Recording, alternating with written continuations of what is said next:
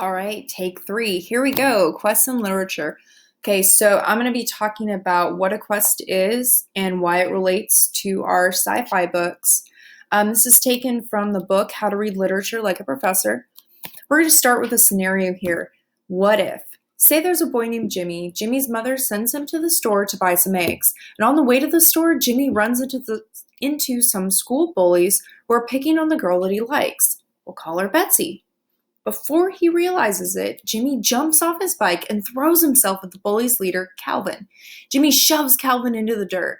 However, Jimmy's outnumbered and the group beats him up a bit. But he never backs down. The bullies get frustrated and Betsy's able to get away safely. With a black eye and a bloody lip, Jimmy makes it to the store and he rides home with the eggs. All right, so here we go. Elements of a quest. It always consists of 5 main things. If it doesn't meet these 5 qualifications, it's not a quest. And I want you to think of, when you think of a quest, think about King Arthur. Okay, famously, King Arthur and his knights, they go after things like the Holy Grail.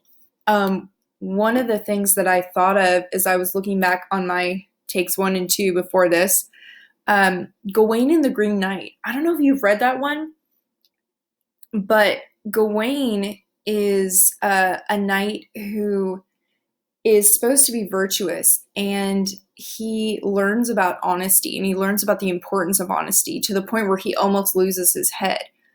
Okay, so I want you to think about those different things as we talk about this. So let's go over this. You have to have these 5 elements. Number 1, a quester. Okay, there has to be a place to go. That's number 2. Number 3, there has to be a stated reason to go there. Number 4, challenges and trials along the way. Number 5, a real reason to go there. So number 3 and number 5 are connected.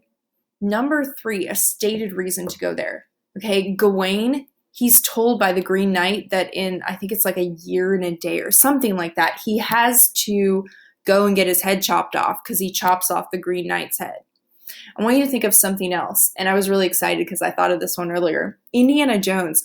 You are at home. There is time. Find one of those movies and watch them. Not the newer ones. They're terrible. But the originals, oh my gosh. Do me a favor. Watch those movies. But Indiana Jones, those are always quest movies. So I'm going to talk about him a little bit more too. So let's move on. Okay, a quester and a quest. So a quester, it's just a person who goes on a quest. They don't have to know that they're going on a quest.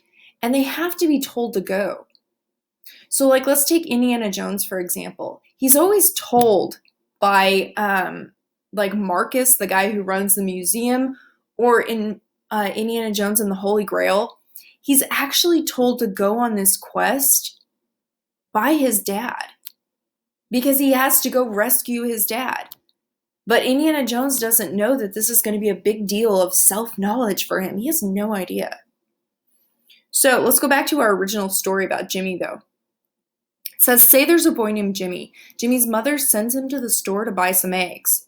Okay, so obviously Jimmy's our quester. And number 2, his mother's the one that sends him, and he's going in search of eggs, the Holy Grail. Okay, the big thing, the item, the tangible item. Okay, in Indiana Jones and the Holy Grail is the tangible item. It's not the real reward, but it's the one that you can physically see and touch. All right, so here we go. Challenges and trials along the way. It can't be easy. Okay, the quest just can't be easy. Why would it be a quest if you walked from point A to point B and nothing happened? So going back to Indiana Jones, one of the scenes that, oh man, it's one of the most famous scenes, and I think it's from Raiders of the Lost Ark. Indiana Jones is trying to save his lady love at the time, and he goes up against this huge Nazi guy, and the Nazis are the big bad guys. Okay, it's awesome. So he goes up against this huge guy, and he gets the snot beat out of him, and eventually he manages to back the guy into a propeller. There's a lot of blood. It's kind of cool looking, but the point is that he has to go through all this stuff, all these people shooting at him, all these different Nazis trying to get him, and he's just trying to save people. All right, video 2, people.